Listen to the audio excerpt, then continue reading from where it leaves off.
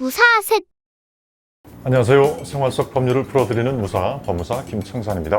안녕하세요. 일과 사람 사이의 균형을 지키는 무사, 노무사 안은지입니다. 안녕하세요. 꼼꼼함을 바탕으로 재산을 지켜주는 무사, 세무사 전형진입니다. 법무사, 노무사 세무사. 셋이 모여 무사 셋입니다. 무사셋. 여러분, 더운 여름입니다. 어떻게들 지내고 계십니까? 너무 습해요. 더워요. 더워도 너무 덥네요, 진짜. 예. 지난번에는 우리가 일본을 갔다 왔고 영국을 갔다 왔고 중동을 갔다 왔잖아요. 바로 오늘은 이탈리아의 별별 세금에 대해서 한번 알아보도록 하겠습니다. 재밌겠습니다. 와, 네. 저는 지난번에도 사실 일본의 미남세밖에 생각이 안 나요. 되게 좋아하셨던 기억이 나네요. 네. 이탈리아는 또 로마 제국의 유산들이 많이 남아있으니까 맞아요. 역사적으로 독특한 그런 것들이 많이 있을 것 같은데 맞아요. 기대가 맞아요. 됩니다. 네. 이탈리아가 사실은 고대 때 로마 때서부터 이제 르네상스 시대 때 그다음에 최근 2차 세계대전 축국이었죠. 그래서 항상 역사의 중심에 있었던 나라였기 때문에 그만큼 이 조세 체계도 정말 희한한 게 많거든요. 오늘 그거를 한번 알아보도록 하겠습니다. 네. 자, 그럼 첫 번째로 고대 시대로 한번 넘어가 보도록 하겠습니다. 로마 시대의 특징 중에 하나가 이 조세 체계가 굉장히 잘 잡혀 있어요. 저도 이거 알아보면서 느꼈는데 로마는 고대 시대 때 정말로 조세 체계가 훌륭합니다. 이게 생각해보면 너무나 당연한 거예요. 왜냐하면 로마는 항상 전쟁을 했거든요. 예나 지금이나 전쟁은 무언가 생산하는 활동이 아니라 소비하는 활동이에요. 그렇죠. 항상 돈이 필요해요. 이 돈을 충당하기 위해서는 자연스럽게 조세 체계가 발달될 수밖에 없었어요. 그래서 오늘 특이한 세금은 바로 로마 시대 때 오줌세입니다.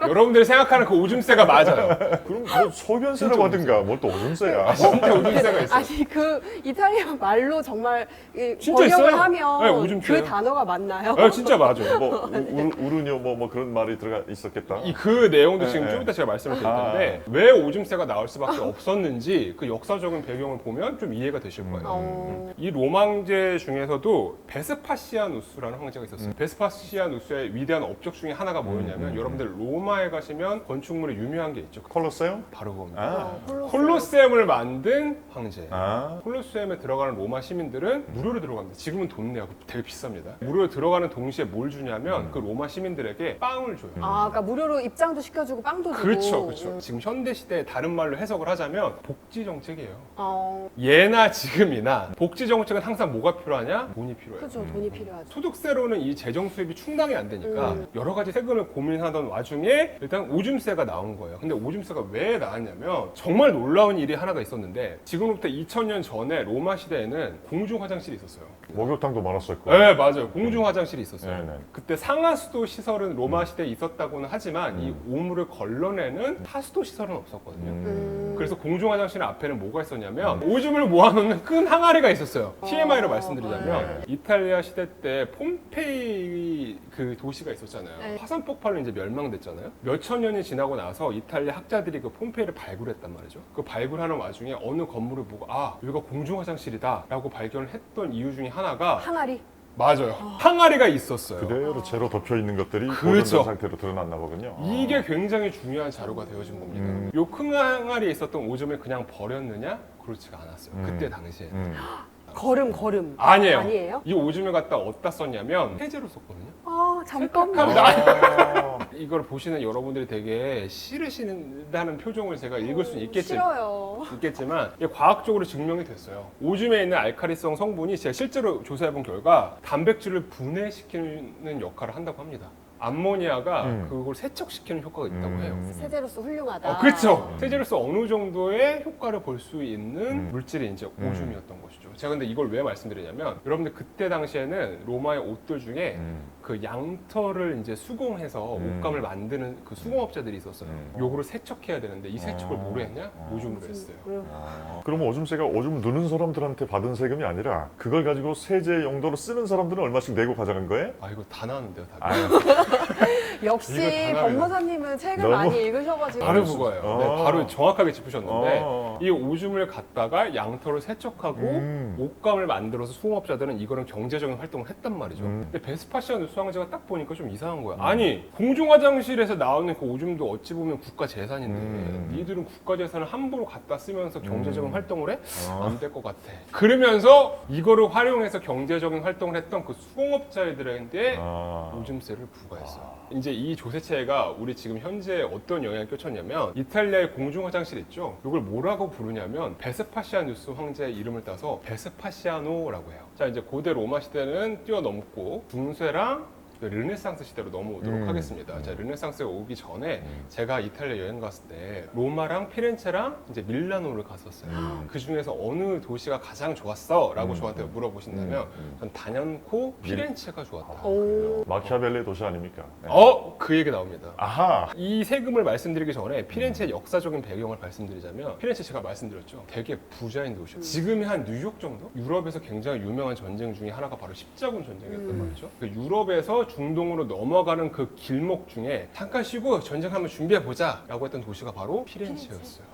그러면 그 병사들이 전쟁에 필요한 물자들이 이제 사고 파는 행위가 있을 거 아니에요. 상공업이 발달됐어요. 그리고 전쟁에 나가는 병사들에게 무언가 먹을 거를 제공했단 말이죠. 그분들에게 이제 고기를 제공했단 말이에요. 그래서 도축업이 되게 발달됐고 피렌체는 그때 당시에 상공업과 가죽공예품으로 인해서 굉장히 부자인 도시였다. 그럼 지금 유명한 가죽 제품들을 파는 그 브랜드들이 피렌체 맞아요. 본사로 바로 있는 그겁니다. 애들도 네. 많겠네. 맞아요. 정말 유명한 가문이 이 피렌체에서 있었거든요. 그게 뭐냐면 바로 메디치 가문이에요. 들어봤어요. 메리츠 아니에요? 그 중에는 교황이 된 사람도 맞아요. 있었고 그랬었죠. 맞습니다. 네. 바로 그겁니다. 부자들이 돈이 많으면 자기 집부터 멋있다고. 그렇죠. 이 테라스가 건물을 되게 이쁘게 보이는 요소 중에 하나란 말이죠. 근데 피렌체 도시들의 그 건물들 가보면 그 테라스가 하나 많으면 3개예요. 테라스가 얼마 없어요.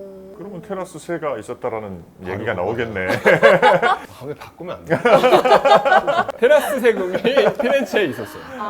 문헌자료에 제가 딱 한 글귀를 찾은 게 뭐냐면은 공사 원가의 40에서 50%가 테라스 세금으로 부과가 되는 엄청나네. 거예요. 이게 실제 지금의 에어비앤비 가격에도 영향을 끼친다. 이 당시의 조세 정책이 테라스에 있는 방은 20% 정도가 더 비싸요. 와. 근데 이런 역사를 아니까 되게 보이죠? 좋은 것 그쵸, 같아요. 보이죠. 그냥 에어비앤비 이런 거 볼 때도 그래 뭐 테라스가 있으니까 좀 비싸겠지라고 생각을 했는데 그게 이제 세금의 유래를 역사에서 알고 기원된 보면 거라고 생각하면 역시 다르게 보이는 것 같아요. 되게 그러면 왜 테라스 세금이 생겼냐? 그때 르네상스와 중세 이 시대는 교황이 진짜로 완전 하늘이랑 똑같았거든요. 그러다 보니까 야, 너네 아무리 부자라도 교회만큼은 이쁘게 짓지 마. 이쁘게를 만들었던 요소가 테라스니까 한도를 둔 거죠. 그러다 보니까 이 테라스 세금이 생겨났다라고 하는 썰이 있어요. 그래서 제가 쪽방에 잘 수밖에 없었던 이유 중에 하나예요. 그래도 하늘이 다르잖아.